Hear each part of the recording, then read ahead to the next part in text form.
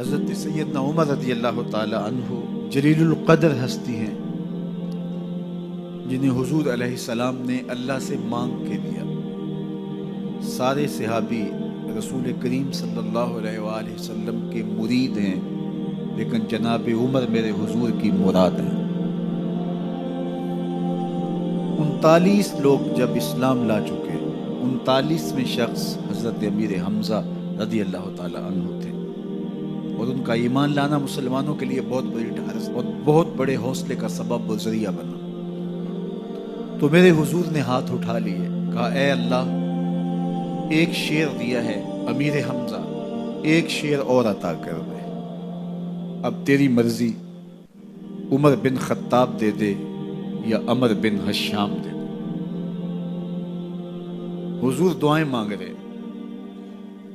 اور یہ ہاتھ میں تلوار لیے غیظ و غضب سے بھرے ہوئے گھر سے نکلتے ہیں کہ بانی اسلام کا چراغ ہی بجھا دینا ہے۔ راستے میں ایک صاحب ملے اور کہا کہ عمر، تیور کوئی اچھے نہیں لگتے، خیر تو ہے، کدھر جا رہے ہو؟ کہا چراغ اسلام بجھانے جا رہا ہوں، یہ روز کا مسئلہ ختم ہونے لگا ہے میرے ہاتھوں۔ مسکرا کے بولے گھر کی خبر تو لو۔ کہا میرے گھر کو کیا ہوا؟ کہا تمہاری بہن فاطمہ بھی نوکر بن گئی ہے رسول اللہ صلی اللہ علیہ وسلم۔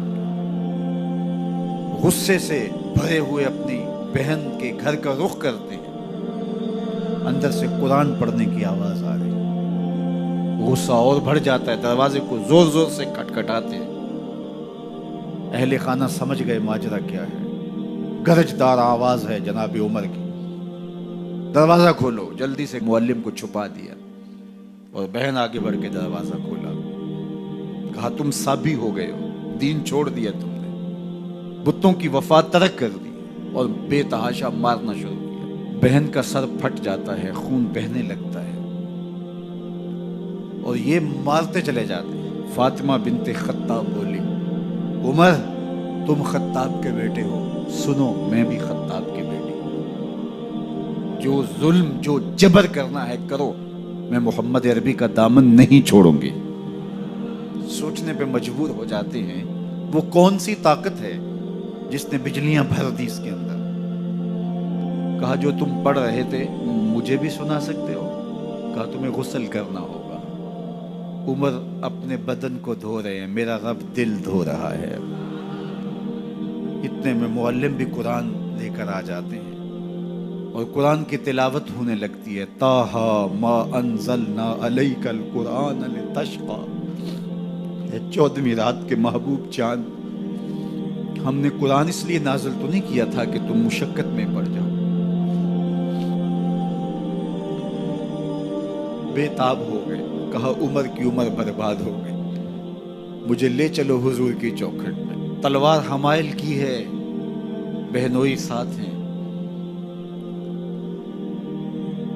اور حضور کی بارگاہ میں حاضر ہو رہے۔ دروازے کے سوراخوں سے دیکھا تو صحابہ تشویش کا اظہار کرنے لگے کہ عمر آ رہا ہے، تلوار حمائل کی ہے، ارادے اچھے نہیں لگتے۔ جناب امیر حمزہ نے کہا دروازہ کھول دو، اچھی نیت سے آیا تو استقبال کریں گے، نیت اچھی نہیں ہے تو اس کی تلوار سے اس کی گردن کاٹ دیں گے۔ حضور کے سامنے جا کے بیٹھ گئے، گلے میں کپڑا ڈالا تو حضور نے پکڑ کے کہا عمر ابھی وقت نہیں آیا کہ تم اسلام لے آؤ؟ یہی وقت تھا عمر کے اسلام لانے کا۔ لبوں پہ کلمہ جاری ہو گیا، اللہ اکبر کی صدا اس زور سے گونجی کہ مکے کی گلیاں گونجنے لگی۔ اسلام لانے کے بعد حضور سے پوچھتے ہیں حضور کیا ہم حق پر نہیں ہیں؟ فرمایا ہم حق پر ہیں۔ اللہ کا دین سچا نہیں ہے؟ کہا اللہ کا دین سچا ہے۔ آپ اللہ کے سچے نبی نہیں ہیں؟ فرمایا میں اللہ کا سچا نبی ہوں۔ تو کہا پھر ہم چھپ کے عبادت کیوں کریں؟ اب مسلمانوں کی دو صفیں بنتی ہیں، ایک صف کی قیادت امیر حمزہ کرتے ہیں، دوسری صف کے آگے آگے عمر بن خطاب چلتے ہیں، اور حضور درمیان میں ہیں، اور یہ ملکوتی قافلہ صحن حرم میں آ کے اعلانیہ عبادت کرتا ہے۔ حضرت عبداللہ ابن مسعود رضی اللہ تعالیٰ عنہ فرماتے ہیں عمر کا اسلام لانا اسلام کے لیے عزت کا سبب بنا، اسلام کے وقار کی علامت بن گیا۔ ایک ایک کے دروازے پہ جا کے دروازہ کھٹکھٹا کے کہتے ہیں، وہ تو اور خبر سننے کے لیے بے چین تھے کہ یہ بانی اسلام کی زندگی کا چراغ بجھانے گیا تھا، کوئی خبر لایا ہوگا۔ وہ کہتے ہیں آؤ عمر کدھر آئے ہو؟ کہا تمہیں بتانے آیا ہوں، کمزوروں سے پنجہ آزمائی کرتے رہے ہو، آؤ میرے سے بات کرو، میں محمد عربی کا نوکر بن گیا ہوں۔ اللہ اکبر۔ میرے حضور نے فرمایا جب اچھے لوگوں کا ذکر کرو تو میرے عمر کا ذکر بھی کیا کرو۔ میرے عمر کی زبان پر حق بولتا ہے، سچ بولتا ہے۔ ان الشیطان یفر من ظل عمر، عمر کے سائے کو دیکھ کے شیطان بھاگتا ہے۔ اللہ اکبر۔ اسلام لائے تو زندگی کی ایک ایک سانس اسلام کے لیے وقف کر دی، حضور کا پہرا دیا، حضور کی ناموس کا پہرا دیا، حضور کی شریعت کا پہرا دیا۔ اسلامی فتوحات پھیلی تو پھیلتی ہی چلی گئیں، کبھی مصر فتح ہو رہا ہے، کبھی ایران فتح ہو رہا ہے، آرمینیا تک مسلمانوں کی افواج پہنچتی ہیں۔ 22 لاکھ مربع میل پر حضرت عمر رضی اللہ تعالیٰ عنہ کی سلطنت پھیل جاتی ہے۔ عدل و انصاف